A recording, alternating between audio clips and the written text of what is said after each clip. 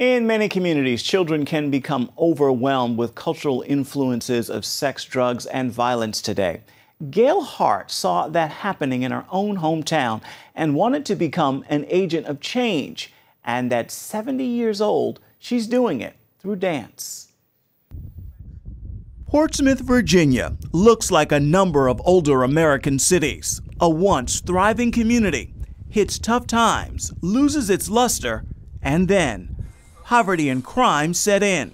This is Craddock area, and it is one of the most needed areas in the Portsmouth area. And the kids are on the streets. There's so much going on in the community that is not good. Gail Harts wanted to change that. And in 1979, she began using her performing arts studio to help meet a need. Gail did more than just teach dance. She provided a refuge for young girls and boys seeking safety from sexual abuse, family violence, and homelessness. For 25 years, children turned to her for love and security. Then, in 2005, that all quickly disappeared. Gail fell down a flight of steps and severed her Achilles. When they took me up to Maryview Hospital, the doctor said I had severed my Achilles, but it was the worst tear he had ever seen. And this was when I decided that maybe God is trying to tell me something, or I'm tired and I'm getting older, and maybe it's time for me to close and give it up. And I decided to do that in 2005. And I stopped teaching. That left potentially hundreds of children without a place to dream and families without a safe place to turn, including the Doucette family, who clearly needed help. Mother Devonna needed courage to leave her abusive husband and to protect her children. I thought that I could perhaps be, another victim, and I did not want that for my children. One incident, the police were called out. I suffered from a black eye, a bite in my back, just other, physicalities that I suffered. And at that point, everything just with my mom's death just came to the forefront.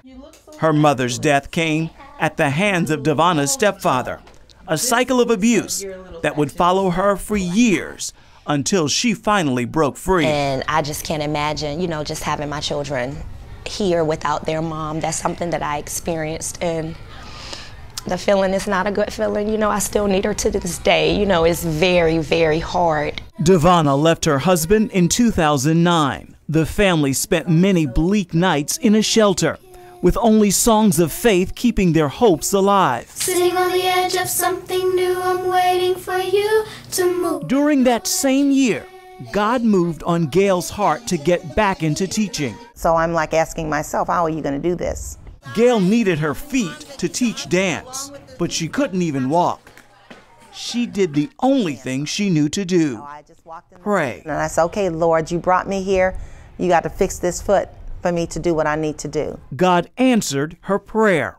And at one point, one day, I realized there was no more pain in the foot. 8 years later, Gail Harts Studio serves more than 200 children weekly in the Portsmouth community, including Devonna's daughters. It has been awesome. Every day they come home and they go in the living room and they teach me a new step and different, from the different genres of music that they're learning, and the choreographers. And you would think my girls are in Disney World every day coming here. Gail believes God called her back for this reason: to serve, to love, and to be God's hands and feet. And I've learned so much about Christ and how he can lead you to do the things that he expects you to do. I see his hand in all that I'm doing right now. And I believe that your words can be a change or a turnaround for someone else's life. I believe that God has his hand on me to do these things. I really seriously believe that. Indeed, he does. 70 and still dancing strong and teaching others.